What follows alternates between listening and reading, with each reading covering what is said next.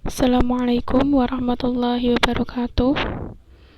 Kepada yang terhormat Bapak Ulin Nuha MSI selaku pengampu mata kuliah Lembaga Keuangan Syariah serta teman-teman ESA yang saya sayangi. Di sini kami dari kelompok 7 akan mempresentasikan mengenai Pegadaian Syariah yang akan disampaikan oleh saya dan rekan-rekan saya. Yang pertama, Eka Nur Aini, NIM 25, saya sendiri sebagai pemateri dan moderator. Yang kedua, Nita Faturiyah, NIM 26, sebagai pemateri kedua. Yang ketiga, Muhammad Haidar Ilmi, NIM 27, sebagai pemateri ketiga.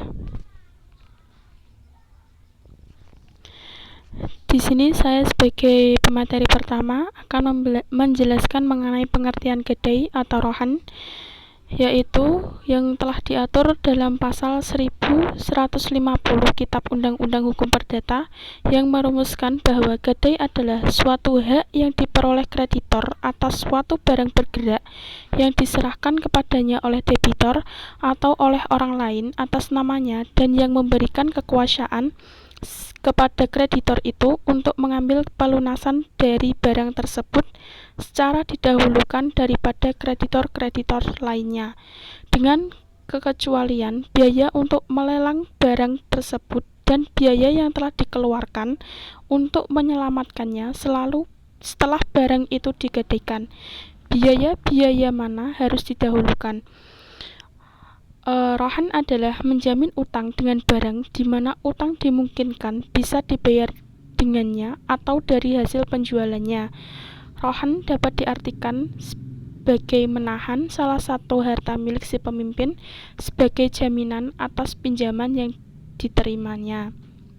Jadi, gadai atau rohan adalah menahan barang jaminan pemilik, baik yang bersifat materi atau manfaat tertentu sebagai jaminan atas pinjaman yang diterimanya. Kemudian persamaan dan perbedaan gadai. Persamaannya adalah hak gadai berlaku atas pinjaman uang, adanya agunan sebagai jaminan utang, tidak boleh mengambil manfaat barang yang digadaikan, barang gadai yang digadaikan ditanggung oleh pemberi gadai, apabila batas waktu pinjaman utang telah habis, barang yang digadaikan boleh dijual atau dilelang.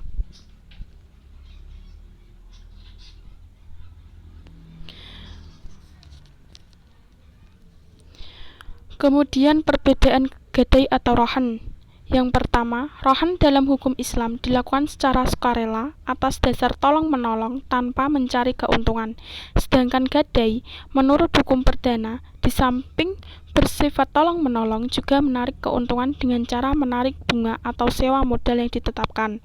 Yang kedua, dalam hukum perdata, hak gadai hanya berlaku pada benda yang bergerak, sedangkan dalam Islam, rohan berlaku pada seluruh harta, baik harta yang bergerak maupun tidak bergerak. Yang ketiga, dalam rohan, menurut hukum Islam, tidak ada istilah bunga uang. Gadai, menurut hukum perdata, dilaksanakan melalui suatu lembaga yang di Indonesia disebut Perum Pergadaian. Sedangkan rohan, menurut Islam, dapat dilaksanakan tanpa melalui suatu lembaga. Kemudian dasar hukum pegadaian syariah. Dalam firman Allah dalam Quran surat Al-Baqarah ayat 283 yang artinya, jika kamu dalam perjalanan dan bermuamalah tidak secara tunai, sedang kamu tidak memperoleh seorang penulis, maka hendaklah ada barang tanggungan yang dipegang oleh yang berpiutang. Akan tetapi, jika sebagian kamu mempercayai sebagian yang lain, maka hendaklah yang dipercayai itu menunaikan amanatnya atau utangnya, dan hendaklah ia bertakwa kepada Allah atau Tuhannya, dan janganlah kamu para saksi menyembunyikan persaksian, dan barang siapa yang menyembunyikannya, maka sesungguhnya ia adalah orang yang berdosa hatinya, dan Allah Maha mengetahui apa yang kamu kerjakan.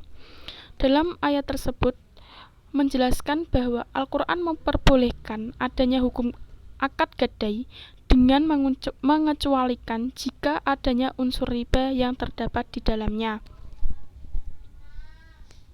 Dasar hukum pegadaian syariah yang kedua adalah hadis dari Abu Hurairah. Ia berkata, telah bersabda Rasulullah SAW, tunggangan yang digadaikan boleh dinaiki dengan menanggung biayanya, dan binatang ternak yang digadaikan dapat diperah susunya dengan menanggung biayanya bagi yang menggunakan kendaraan, dan memerah susu wajib menyediakan biaya perawatan dan pemeliharaan. Sekian presentasi dari saya. Akan dilanjutkan pada pemateri kedua.